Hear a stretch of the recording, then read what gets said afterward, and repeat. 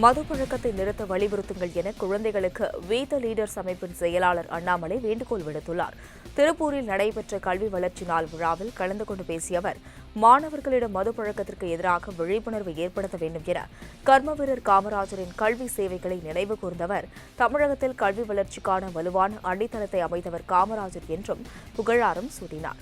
காமராஜர் ஆட்சியில் மதுவை ஊக்குவித்து வருவாய் ஈட்டும் கொள்கை இல்லை என்றும், இன்று மதுப்பழக்கம் அதிகரித்து வருவது கவலைக்குரியது என்றும் கூறினார். மேலும் 18 முதல் 21 வயதுக்குள் உள்ள இளைஞர்களில் 4 ஒருவர் மது அருந்துவதாக அண்ணாமலை வேதனை தெரிவித்தார். காமராஜர் அவருடைய காலத்தில் 9 ஆண்டுகள் தெளிவாக இருந்தார்.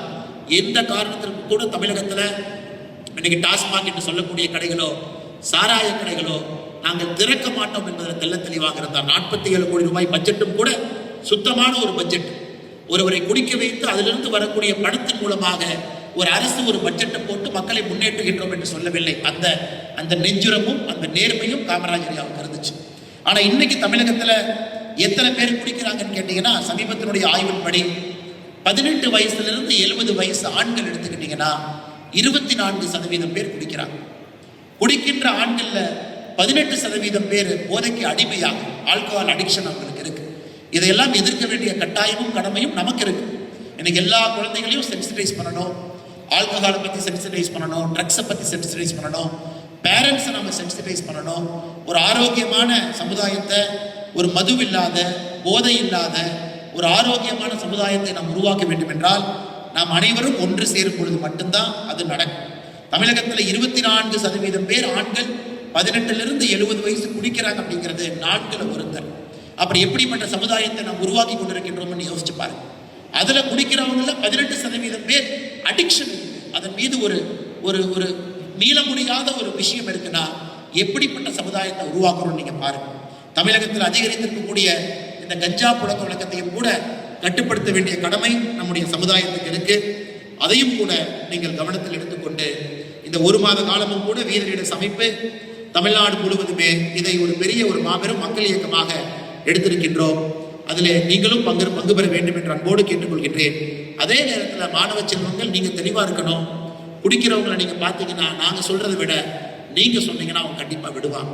அதனால் உங்கள் வீடாக இருக்கட்டும், தெருவாக இருக்கட்டும், எல்லா இடத்திலும் கூட மாணவ செல்வங்கள் நீங்களும், ஏன்னா இந்த சமுதாயத்தில் நீங்கள் வாழ போறீங்க, இந்த சமுதாயத்தை நீங்கள் வருங்காலத்தில் ஆள போறீங்க. அதனால் நல்ல ஒரு சமுதாயத்தை உருவாக்க வேண்டிய ஒரு கடமையும் கட்டாயமும் இங்க இருக்கக்கூடிய மாணவ செல்வங்களுக்கும் இருக்கு.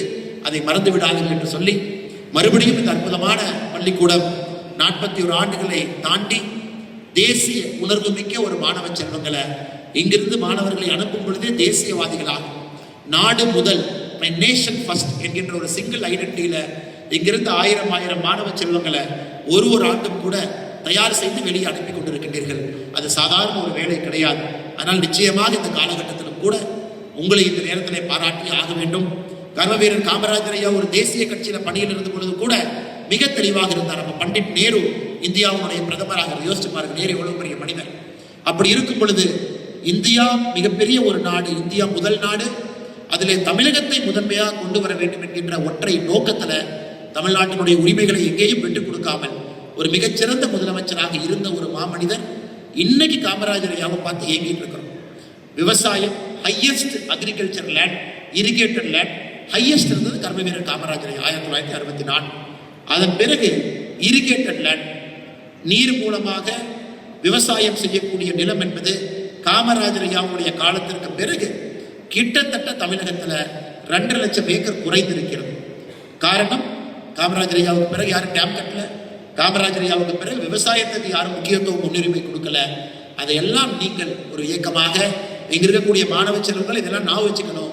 நீங்க இன்னும் 20 ஆண்டுகள் கழித்து வரும் பொழுது எப்படிப்பட்ட இந்தியா தமிழ்நாடு இருக்குன்னு யோசிச்சு பார்த்துங்க.